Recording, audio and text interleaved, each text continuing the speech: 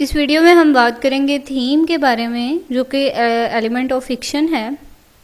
तो थीम आपको पता है कि हम लिटरेचर में जो मेन आइडिया होता है उसको हम थीम कहते हैं। और मेन आइडिया जो है हमें मोस्टली लिटरेचर में दिखाया जाता है कि स्टोरी के एंड पे हमें बताया जाता है कि हमने इससे ये लेसन सीखना है, ये स्टोरी इस बारे में थी, ये आपको ये बेनिफिट देगी। तो वो कोई ना कोई आपको थीम जो है वो मिलता है स्टोरी में। तो वो थीम जो है वो मेन आइडिया जो है उसको हम थीम कहते हैं। और थीम जो है वो बहुत इम्पोर्टेंट रोल प्ले करता है। अब आप देख सकते हैं काफ़ी ज़्यादा थीम जो है हमें देखने को मिलते हैं। अक्सर हम कोई ड्रामा देख रहे हों, कोई मूवी देख रहे हों, तो हमें वहाँ से काफ़ी कुछ सीखने को भी मिलता है।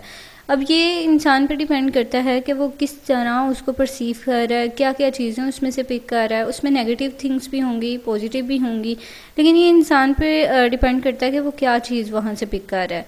अब थीम जो है इसकी एग्जांपल मैं आपको देती हूँ कि अक्सर जो हम टेलीविज़न पे या फिल्म्स में जो थीम हमें मिलते हैं, जो बहुत कॉमन हैं, वो हैं things are not always as they appear to be. यानी चीज़ें वैसी नहीं होती जैसे वो दिख रही होती हैं, चीज़ें मुख्तलिफ होती हैं। हमें बहुत कुछ जो हम नज़र आ रहा होता है, हमें अपीयरेंस जिसकी नज़र आ रही होती है वो वैसी नहीं होती।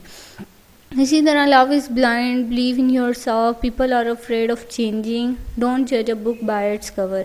अब इस तरह के थीम्स जो हैं हमें देखने को मिलते हैं। तो ये सारी थी थीम के बारे में।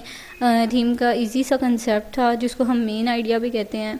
तो आई होप आपको इस वीडियो की समझ आ गई होगी। Thank you so much for watching. अगर अच्छी लगी तो इसे लाइक और सब्सक्राइब ज़रूर कीजिएगा।